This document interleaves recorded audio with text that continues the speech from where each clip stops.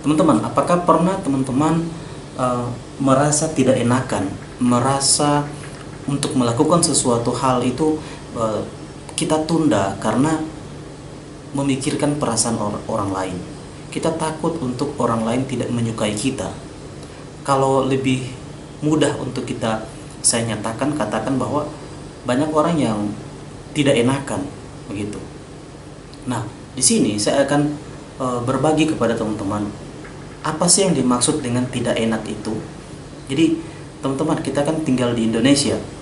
Kita kebanyakan untuk melakukan atau memberi saran kepada orang lain, kita banyak menahan atau kita tidak melakukan hal itu karena apa?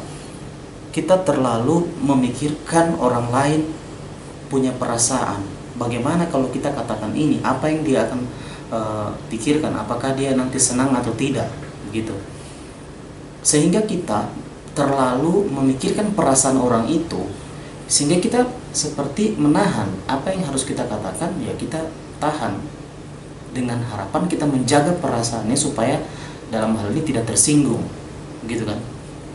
Nah, judul video pada kali ini adalah kita untuk sukses, kita harus berani untuk tidak disukai. Oke. Nah, maksudnya kenapa kita berani untuk tidak disukai? Teman-teman, seperti yang telah saya jelaskan di beberapa video saya sebelumnya, bahwa memang manusia itu punya sifat yang namanya hedonisme. Hedon itu adalah dalam hal orang lebih suka membahas hal-hal yang mudah atau hal-hal yang menyenangkan. Nah, tetapi untuk kita hidup lebih bertumbuh, untuk lebih maju, hal-hal yang kita bahas pasti tidak mengenakan. Contoh, kita harus training, kita harus belajar. Jadi, sehingga sekarang kita itu untuk maju, untuk sukses itu kita butuh seorang mentor atau seorang coach untuk mengarahkan kita. Pemain bola terkenal seperti Messi, Ronaldo, mereka itu punya coach sendiri, mereka punya pelatih yang menegur mereka apabila mereka salah. Nah, jadi sehebat-hebatnya orang, dia butuh yang namanya pelatih atau coach. Nah, di sini teman-teman, untuk dalam hal bisnis, kita berada dalam suatu bisnis, kita ingin mengembangkan sebuah bisnis yang baik, yang bagus. Untuk menjadi pebisnis hebat, pasti kita teman-teman harus tahu namanya ilmu kepemimpinan. Kita harus bisa memimpin orang, kita harus bisa manajemen orang. Nah, yang jadi masalah biasanya, kalau kita memakai manajemen perasaan, orang bilang manajemen perasaan hati, kita kadang melihat contoh, kita lihat karyawan yang kurang, yang malas, tidak mau melakukan tugas-tugasnya, atau dia mangkir dari pekerjaan, atau dia sebuah target yang kita sudah tentukan dalam seminggu atau sebulan dia tidak bisa mencapai. Karena kita menjaga perasaannya agar tidak tersinggung, kita tidak menyampaikan itu kepada dia. Nah, di sini teman-teman, kita harus bedakan mana area kita harus profesional di bidang pekerjaan, mana area yang berhubungan dengan pekerjaan, mana area yang berhubungan dengan pribadi, gitu. Nah, itu yang saya maksud. Jadi sebenarnya untuk menjadi sukses, kita harus siap untuk tidak disukai. Maksudnya apa? Kita harus, yang nomor satu adalah kita tidak selalu memikirkan perasaan orang lain. Jangan terlalu cepat merasa tidak enak kepada orang lain. Kenapa? Karena jika memang hal yang kita harus sampaikan, jika hal itu memang sebenarnya yang kita sampaikan itu sesuai aturan, atau bahkan kita menyampaikan hal itu demi kebaikan dia, kita tidak usah merasa canggung atau merasa tidak enakan, karena ini kita menyampaikan hal yang baik buat dia. Nah, kebanyakan orang nanti dia sadari bahwa itu baik buat dia jika apa yang kita katakan itu terbukti. Nah, contoh di banyak kasus, salah satunya pada saat kita menyarankan nasabah atau teman yang sebenarnya terlalu boros, dia punya penghasilan contoh 20 juta sebulan, tapi sampai hari ini dia tidak punya tabungan, dia tidak punya dana darurat. Apakah kita harus menyampaikan dengan dia bahwa dia itu salah mengelola keuangan? Nah, sebenarnya ada cara yang lebih halus, yang lebih soft untuk menyampaikan hal itu. Kita boleh sharing kepada dia dengan cara apa? Storytelling. Kita menceritakan banyak kasus yang terjadi, orang-orang sukses, orang-orang hebat yang tiba-tiba jatuh bangkrut karena tiba-tiba dia sakit dan butuh dana darurat. Nah, Artinya di sini banyak orang biasanya tidak suka diajari.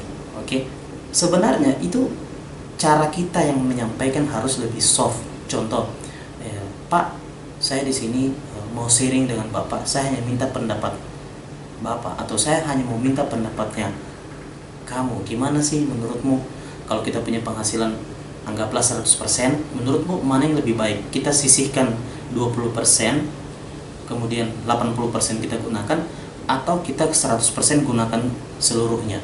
Nah, itu kan namanya tidak mengajari, tapi kita minta pendapatnya. Nah, teman-teman, oleh karena itu coba teman-teman belajar bagaimana sih untuk manajemen, untuk bisa mengatakan hal-hal yang penting meskipun kita takut bahwa orang tadi akan tersinggung jika kita katakan hal itu. Jadi pada dasarnya adalah kita harus berani untuk mengatakan apa yang seharusnya kita katakan tanpa perlu merasa tidak enakan, merasa canggung karena menjaga perasaan orang. Nah, itu dulu pertama teman-teman. Kenapa? Karena untuk membangun suatu bisnis, untuk membangun suatu organisasi yang besar, kita harus punya prinsip. Prinsipnya apa? Kita harus mengikuti yang namanya manajemen sistem. Apa namanya manajemen sistem? Sebuah perusahaan yang besar pasti mereka punya namanya SOP, Standar Operational Procedure. Ada namanya sistem. Nah, sistem itulah yang harus kita ikuti. Sama seperti orang mau mendaftar ke polisian, mau mendaftar menjadi angkatan bersenjata. Pada saat kita masuk, kita harus mengikuti sistem yang ada di dalam situ. Kalau kita mau berada untuk menjadi seorang prajurit yang hebat, ya kita ikuti sistem yang mereka bangun di situ. Nah, sama kalau seorang prajurit kita merasa tidak enakan, kita ajar, kita training untuk lari, untuk push up, untuk menghadapi tantangan yang sangat berat, terus karena dia mengeluh, kita kena merasa tidak enak, oh nggak usah, karena jangan nanti orang tuanya marah. Sebenarnya tidak kan? Jadi justru kita mau dia menjadi orang yang kuat. Nah, pada suatu saat nanti si prajurit ini terjun betul di sebuah peperangan atau sebuah insiden, sebuah kasus yang besar, dia sudah siap karena dia sudah melewati training yang sudah dibuat dalam sistem pada saat dia training, pada saat dia latihan sebelumnya. Jadi teman-teman, sebenarnya yang pada intinya penyampaian saya di sini adalah jangan terlalu cepat untuk menggunakan manajemen perasaan, manajemen hati. Kadang kita untuk menyampaikan hal yang baik, memang orang lain biasanya kadang menganggap kita bahwa tidak menyukai mereka. Justru terbalik. Contoh, anak kita kuat main handphone, kita beri batasan. Biasanya kita kan tidak suka kita. Dia kayaknya tidak suka orang tuanya karena dibatasi main handphone. Tapi itu sebenarnya untuk kebaikan buat dia. Sama seperti dokter. Dokter menyarankan untuk melakukan operasi, menyarankan untuk disuntik. Bagi masyarakat awam, mungkin dia merasakan, aduh, kenapa harus disuntik dok? Kenapa harus dioperasi? Nah, kalau dokternya pakai manajemen perasaan, atau dia memperdulikan perasaan orang tadi ini, berarti manajemen sistem yang ada dalam rumah sakit itu tidak bisa berjalan. Karena kalau kita mau ikuti perasaan orang, kemauan orang, selalu orang itu mau ke zona aman, zona nyaman menurut versi mereka. Padahal kan kita punya namanya SOP sendiri, punya sistem sendiri yang kalau dia tidak ikuti itu akan merugikan dia sebenarnya. Cuman yang masalahnya adalah dia belum mengerti dan belum paham. Nah, jadi teman-teman, kalau kita mau sukses ke depan, kita harus mengikuti namanya manajemen sistem. Manajemen yang harus kita jalankan, tidak perlu pusing, tidak perlu kita terlalu takut untuk menyampaikan apa yang harus kita sampaikan. Intinya kita menjalankan sistemnya sesuai dengan jalur yang kita sudah tentukan. Kalau kita kerja di sebuah perusahaan, kita harus jalankan sistem dan aturan yang ada di perusahaan. Gitu. Tidak boleh ada namanya kita membeda-bedakan orang lain karena kita bekerja secara profesional. Gitu. Nah, itu juga yang saya sudah lakukan dalam hal bisnis saya. Saya adalah seorang agent insurance. Saya banyak training, saya banyak memberikan masukan kepada masyarakat, saya banyak melakukan seminar. Nah, apalagi ketemu dengan orang-orang yang sudah hebat, sukses, ya kita harus pintar juga untuk menyampaikan hal-hal kepada mereka yang memang sebenarnya kalau mau dilihat dari pengalaman, mungkin mereka tuh lebih tua daripada kita. Tapi cara menyampaikannya inilah yang harus kita belajar. Nanti saya akan sharing lagi kepada teman-teman, semoga bermanfaat. Intinya jangan terlalu cepat untuk menggunakan manajemen hati, menggunakan manajemen perasaan. Itu ada waktunya, ada tempatnya masing-masing. Kalau berhubungan dengan pribadi ya kita bicara mengenai perasaan. Tapi kalau berhubungan dengan sistem pekerjaan, dalam hal keprofesionalan kita dalam bekerja, itu harus kita jalankan apapun alasannya, kita harus ikuti sistemnya. Oke. Nah, jadi sampai di sini dulu. Semoga bermanfaat. Assalamualaikum warahmatullahi wabarakatuh. Selamat pagi.